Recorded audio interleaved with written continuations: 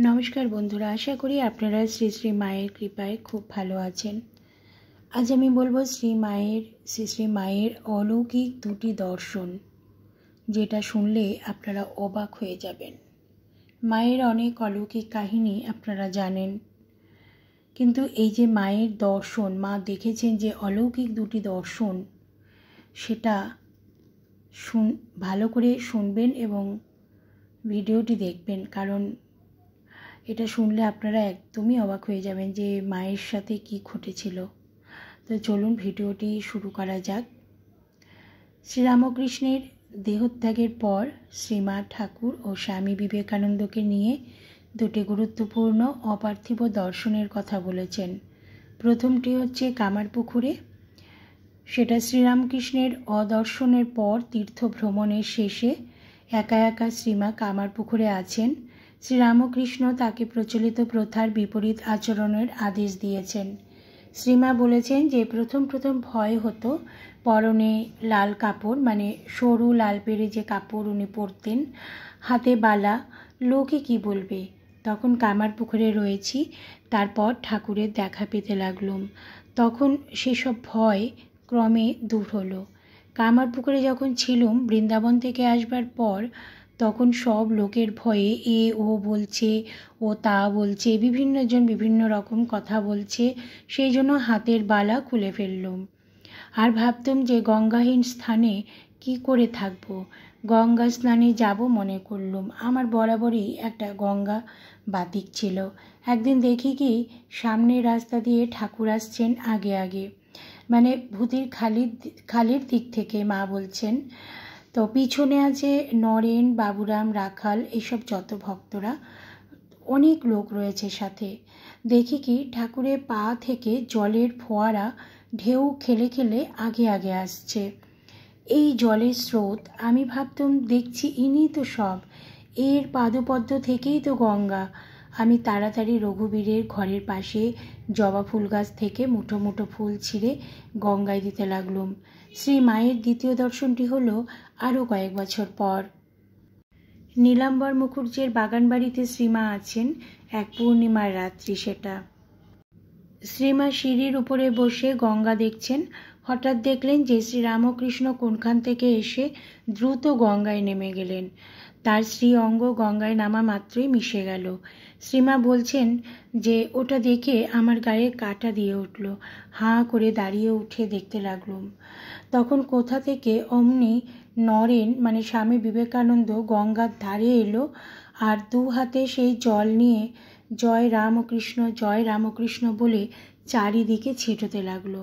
ও মা, দেখি কি গোনা যায় না, এত লোক কোত্থেকে এসে নরেনের হাতে জল পেয়ে মুক্ত হয়ে যেতে লাগলো। ওই দেখার পর কদিন আর গঙ্গায় নামতে পারিনি। তখন মানে ওই দর্শনের পরে ঠাকুরের কথা মনে পড়ে গেল যে তোমার মরা হবে না, তোমায় থাকতে হবে। আমি আর কজনকে দেখছি, তোমার কাছে ঢের আসবে, তাদের ভার তোমার ওপর। সেই থেকে শরীর রাখবো ঠিক করলুম। শ্রীরামকৃষ্ণের দর্জিপর শ্রী মায়ের এই দুই দর্শন মায়ের জীবনে সুগভীর প্রভাব বিস্তার করেছিল।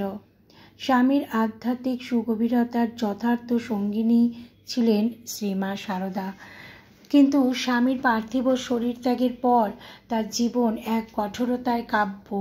একদিকে চরম দারিদ্র্য, আরেকদিকে সন্ন্যাসী পুত্রের দল, বিচ্ছিন্নভাবে তপস্যায় রত। যে ভাবনা জাগরিত করে গিয়েছেন শ্রীরামকৃষ্ণ, তার ভবিষ্যৎ নিয়ে সুস্পষ্ট কোনো ছবি পাওয়া যাচ্ছে না। কিন্তু শ্রীমায়ের জীবন এক সমান্তরাল সাধনার ধারা। শ্রীরামকৃষ্ণের আদেশ মতো শাক বোনা আর খাওয়া, সন্তোষের মূর্ত বিগ্রহ, অশান্তির ক্ষেত্র প্রস্তুত ছিল, কিন্তু অতল গভীরতাকে তা স্পর্শ করতে পারেনি। চারিদিকে নিরবিচ্ছিন্ন স্রোতধারা। কীরকম ছিল তার জীবন, সম্মুখে বর্ণনা করেছেন তারই কথা।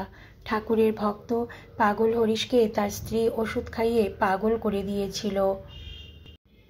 শ্রীরামকৃষ্ণের অনুগত ভক্তের এই অবস্থা শ্রীমাকে ব্যথিত করেছিল। এই হরিশ একদিন উন্মত্ত অবস্থায় শ্রী মায়ের দিকে ছুটে যায়। মা নিজের মুখে বলেছেন সেই কাহিনী। হরিশ এই সময় কামারপুকুরে এসে কিছুদিন ছিল। একদিন আমি পাশের বাড়ি থেকে আসছি, এসে বাড়ির ভিতর যেই ঢুকছি অমনি হরিশ আমার পিছু পিছু ছুটল। হরিশ তখন খ্যাপা পরিবার পাগল করে দিয়েছিল। তখন বাড়িতে আর কেউ নেই। আমি কোথায় যাই? তাড়াতাড়ি ধানের হামারের তখন ঠাকুরের জন্মস্থানের পাশে ধানের গোলা ছিল, চারিদিকে ঘুরতে লাগলুম। ও আর কিছুতেই ছাড়ে না।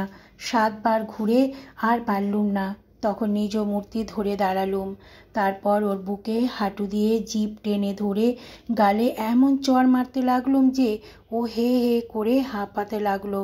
আমার হাতের আঙুল লাল হয়ে গিয়েছিল। বন্ধুরা, ভিডিওটি আপনাদের কেমন লাগলো আপনারা অবশ্যই জানাবেন। ভালো লাগলে লাইক করবেন, শেয়ার করবেন আর কমেন্ট করবেন। এরকমই সুন্দর সুন্দর গল্প কাহিনী, সত্যি কাহিনী, মায়ের এবং শ্রী শ্রী ঠাকুরের অলৌকিক কাহিনী জানতে আমার চ্যানেলটিকে সাবস্ক্রাইব করে রাখবেন। তাহলে আমি আপনাদের সামনে যখনই ভিডিও আনবো আপনাদের কাছে পৌঁছে যাবে তার নোটিফিকেশন। সবাই খুব ভালো থাকবেন, সুস্থ থাকবেন আর কমেন্টে লিখবেন জয় শ্রী শ্রী মা, জয় শ্রী শ্রী ঠাকুর। ভালো থাকুন।